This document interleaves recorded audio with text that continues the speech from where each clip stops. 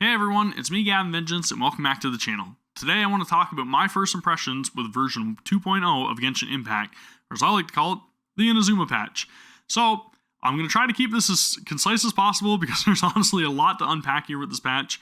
The very first thing I'll talk about is Inazuma, and it seems to me like this place is divided up into like 3 different clusters of islands, and from the time that I got off the Alcor at the port of Rito, I was just completely like taken back by the scenery, for everything from like the Japanese architecture to the sakura blossoms and all of the different like electro elements and everything going on with things in the environment.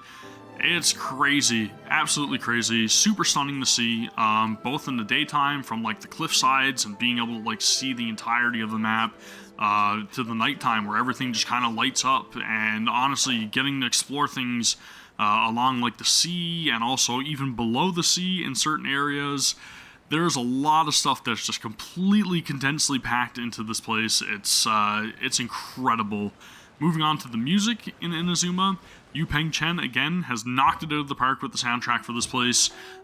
Incredible. The battle theme took me maybe like 3 or 4 times before I finally like started to really groove with it. But absolutely everything here just kind of like, it just melds so well together. The music with like different scenarios and everything that happened throughout the story.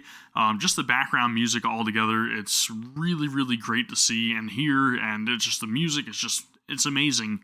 It really goes alongside with each of the people in Inazuma, and a lot of the NPCs this time around I feel are a lot more personable. So they have like their own backstory and the reasons for doing what they're doing, or the reasons for why they want to oppose certain laws that have been put into place, and vice versa. There's a lot of like things to unpack here with the actual like people of Inazuma. And it's really great to see because it kind of encourages you more to learn more about these people and really go out of your way to talk to the characters. And honestly, the dialogue is just so rich with like context and again the history, and it adds to the entire vibe of Inazuma. I really highly encourage everybody to talk to as many NPCs as possible. It adds again to the story, which is going to be the next thing I talk about. Story is actually really, really good this time around. You have, the Electro Archon that's trying to enforce these laws, the Vision Hunt Decree, where she's pretty much sending out her own troops to go and claim Vision Bearers' visions to try to enact like this all-seeing god that's supposed to be like the god of eternity, and it relies on the powers of all these different visions of some sort. And I'm really anxious to learn more about it because we didn't really get to see that entire event transpire this time around, unfortunately. But I'm sure we will in future patches. But you get to meet a lot of characters and everything along the way in the story, and honestly, the one thing I will say, my biggest criticism, is that the point when the main storyline ends currently is kind of like, I really want to see more. So it's kind of like a cliffhanger a little bit anticlimactic, I guess. But again, it gets you excited for the next patch, right? So all in all, it's pretty damn good. The characters you get introduced to, the very first one is this character named Toma. Kind of reminds me of like Tartaglia a lot, I guess. It kind of seems like he has like a lot of mystery and everything tied in with his character. Really, really nice character to see. Great character design. Think he's going to be a pyro wielder, and I think people were saying that he may be a 4-star character. I'm not 100% sure on that, but really, really liked him. Liked a lot of the story and everything involving Toma. Kind of introduced us to our next character that we meet, which is Ayaka, and a lot of people have known about Ayaka for a very long time, because Ayaka has been somebody that's been introduced since the beta, which unfortunately I didn't get the experience, so I didn't really know much about her. I do know that a lot of people wanted to use her because she was really, really neat in combat and everything, but I did know that a lot of people kind of felt like she was, I don't know, not as useful as they remembered her, I guess. So there's kind of like a lot of divergence, I guess, in terms of whether or not you like Ayaka.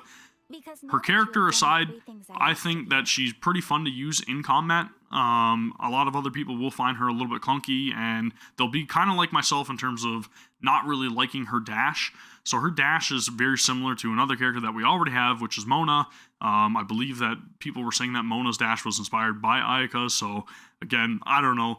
Anywho, all I'll say is that I'm not really a huge fan of that, but her character itself, incredible. Really, really liked her personality.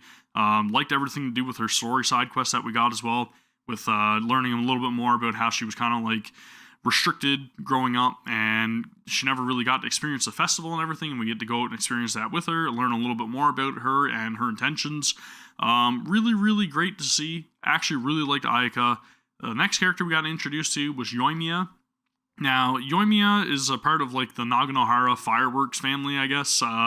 So she's kind of like got this heritage of being like a firework maker or something along the lines of that, if I understood properly. But really, really like spunky character. Kind of reminded me of Riku from Final Fantasy X a little bit. And her character design, absolutely incredible. Really loved everything about Yoimiya. Her personality, again, really, really awesome.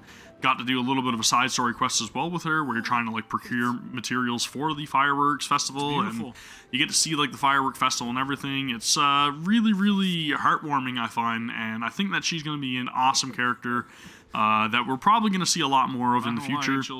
We did get to experience a little bit of battle with her through other quests. This was a great story quest. Battle, for me personally, I didn't really like go and like delve into her abilities or try to learn more about it. But I did try to use her as much as I could when I got to experience that little like short period of like battle with her. And I will say that she feels a little bit like not as good as other bow wielders, I guess. And I know that is very, very, very controversial, especially right now with a lot of people saying that they're going to skip it on her banner because they don't feel like she's going to be very powerful. But I do know that like the artifacts and everything that got introduced for this character are really going to make her incredible, especially for single target. Because she doesn't really seem to have a whole lot of like AoE target abilities, but she does have like support abilities, I believe, that help out the remainder of the party. So she may be a very, very good main DPS, but also support as well. All depends on how you build her, I would think. That aside, Yoimiya, I think, is a great character. I'm probably not going to pull on her banner. I didn't pull on Ayaka's banner, and that's just because I'm saving up for the next character that we get introduced to, and that's the Electro Archon, or the Raiden Shogun. I think her name is actually Ball in terms of the lore of everything, and this character is absolutely incredible. I posted a reaction to the scene with her and everything on the channel, and I think a lot of people agree she commands a very powerful presence, and she doesn't seem like she's going to take anybody's shit. She is incredibly intimidating when you get to meet her, and honestly, man, I cannot wait to see if this character actually gets their own banner. I'm going to assume that they probably will, considering the fact that the past Archons have, and I am extremely excited to try to get my hands on her to try to just experience her abilities and her combat and everything, because her character alone is just like, wow, that is an awesome character. Very, very strong female. Really looking forward to her. Not sure if she's going to be like a sword wielder or whatnot, because there are some things that indicate that she would be something otherwise throughout the story. So it's possible. I don't know. We'll see. Then we get introduced to another character, Kujo-Sara. Now, Kujo-Sara, in my opinion, is, again, another incredible character design. Seems like she's kind of like acting under the command of the Raiden Shogun, but she doesn't really seem to agree with everything from what I can tell from like the couple of scenes that we got with her. But she's willing to just stay by her side because that's who she serves. Kujo-Sara, in my opinion, fantastic character. Really liked her voice actress as well. I think she's going to be an awesome character. I think she's probably only going to be a 4-star, though, and a bow wielder. I love her character. She does have an electro-vision, so that's the things that I took away from her. Some great story moments with her as well. Then we move on to the next character. Garo seems to be kind of like a Animal-esque type character, like Kaching or Diona.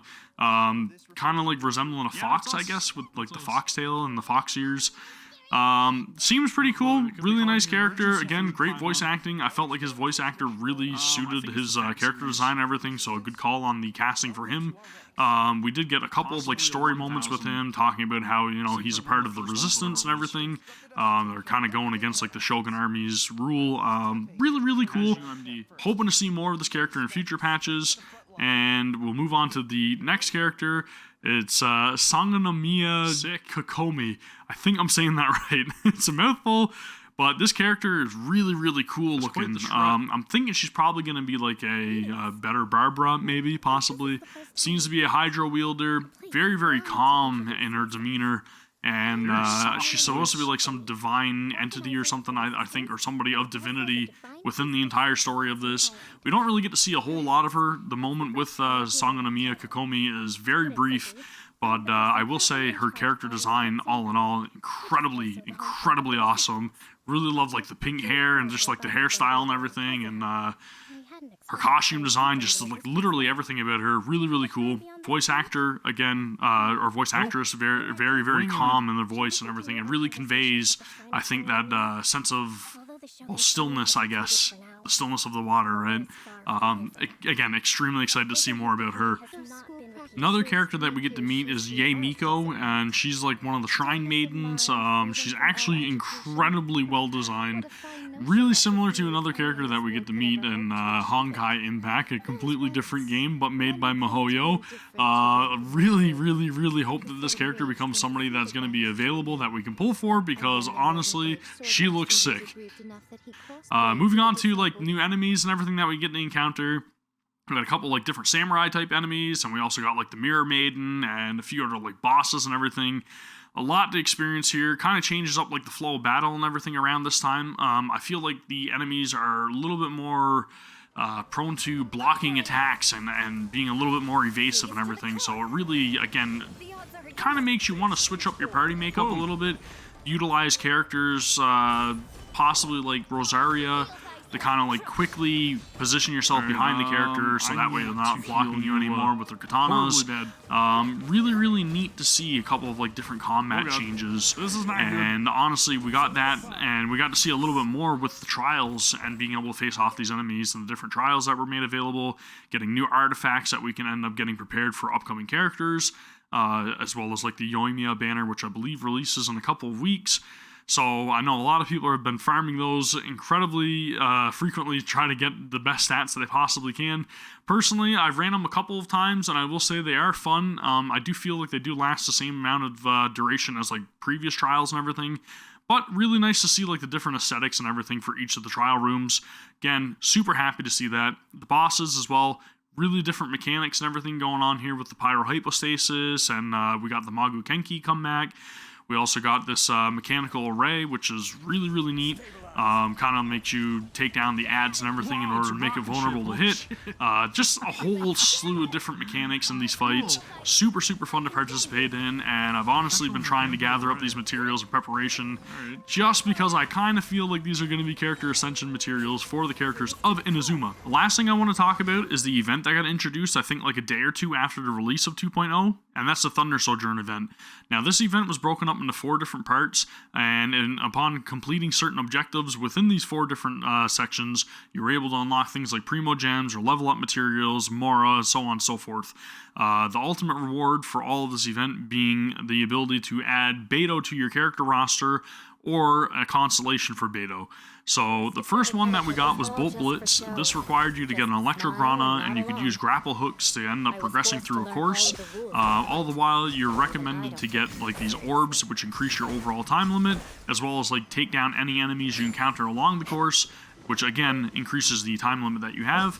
Now, the more time that you had available at the end of the course was the an objective pretty much for unlocking like different rewards as well here. So it's really recommended again. Get the orbs, take out the enemies, complete the course. Very fun all in all. Second one we got was Lightning Round. Now this was a little bit more of a grounded type event that we are used to seeing. You activate the terminal, enemies spawn. The thing with this one actually is that whenever you had an Electrograna, if you were close proximity to a rock that was on the field, it would gain electrical charge. Now once it got a full charge, it would pulse out an electric AoE and damage the enemies. Again, super easy in order to complete. Very easy to get the rewards from this. But overall interest level, it's just a random battle. I mean, there's not really much else to say about it. The next one is very similar as well, Weaving Lightning. Now, this one, the difference, I guess, is the fact that whenever you had your Electrograna, depending on your position, you could be tethered to 1, 2, or 3 different points that kind of were in a triangle around the activation point for the battle. So you activate the point, enemies spawn, and depending on how many tethers you have available to your character at that point in time, you were given different buffs. So 1 tether would be a certain buff, 2 tethers would be even more buffs, and then 3 tethers would be every single buff that was available. Again, recommended to stay within the range of all 3, so that way you became way more powerful and made the fights a lot more easier. Super easy to complete. And that brings us to our fourth and final one, which is Automaton Front. Now this was just pretty much the same battle that you ended up participating in elsewhere on the map against a mechanical array, one of the other bosses for character ascension materials, I believe. This, however, was just the event one, and honestly, you could do it co-op, which made it incredibly easy. Not really much else to say about it. It's just a typical boss battle. Pretty easy to get the rewards, and honestly, I highly recommend it if you guys want Beto. Incredibly useful character. Definitely participate in the Thunder Sojourn event. Really, really short and sweet. Not really much else to say about it. I liked it. So, that's pretty much going to do it for my impressions with 2.0. Absolutely love the patch. Really anxious to see what else we're going to end up getting in the future. Thank you guys very much for watching. I really appreciate it. We are coming up very quickly on 1,000 subscribers, which is crazy, crazy, crazy. You guys have no idea how humbling that is. I absolutely, absolutely love it. Thank you, thank you, thank you. If you guys want to see me play through more Genshin Impact and anything like that there, you can find me live over on twitch.tv/Gavin_Vengeance, where I've been streaming the entirety of my playthrough with Inazuma. Also, if you guys just want to see the videos and everything, I will post reaction clips to certain events and everything over here on the YouTube channel. So please be sure to subscribe to the channel. Also like, share with your friends, all that good stuff. And I will see you all back here for the next Genshin Impact video. Thank you very much for watching. Take care. Peace.